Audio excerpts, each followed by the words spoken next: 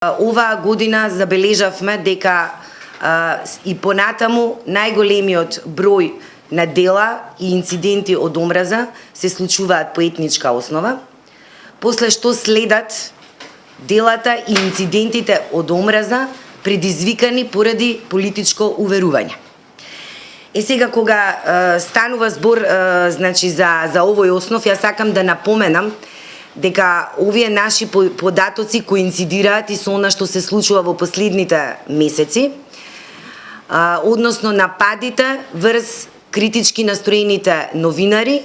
граѓански активисти и сите оние кои што ја критикуваат власта. Морам да истакнам дека она што ние го констатиравме во нашето постапување, нашите обраќања до судовите, обвинителствата и Министерството за внатрешни работи говорат за тоа дека државата се уште не покажува волја да се справи соодветно со овие инциденти и дела сторени од омраза. Јас особено тука би го потенцирала ова кога станува збор за нападите кои што се случија врз новинарите и граѓанските активисти.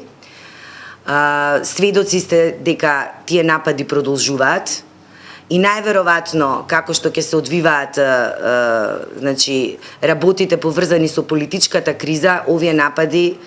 можно е да ги има и во уште поголем број. Министерството за внатрешни работи по сите случаи за кои што сме се обратиле, а се однесувале на нападнати новинари и граѓански активисти, досега не ни има испратено релевантни информации за што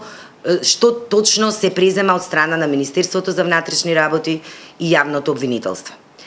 Хелсиншкиот комитет во периодот кој што денеска ќе го третираме,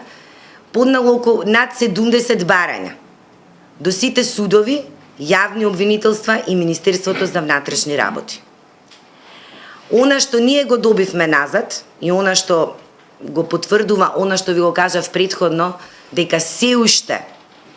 државата нема волја соодветно да ги третира овие случаи, е фактот дека добивме информација дека има само 5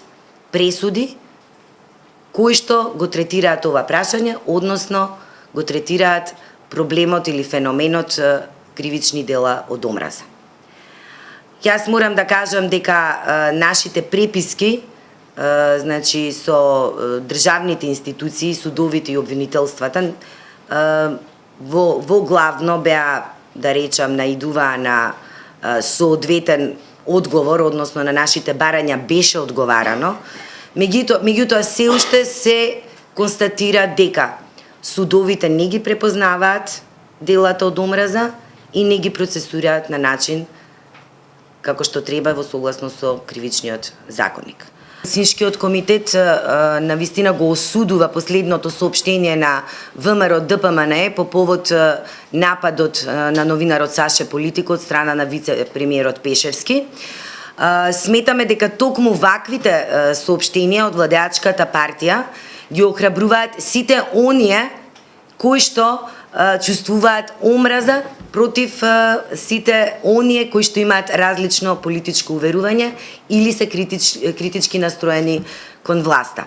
Вие знаете дека веднаш после тој случај со новинарот Саше Политико следеше и физичкиот напад врз сопственикот на порталот Доказ, Маријан Стаменковски,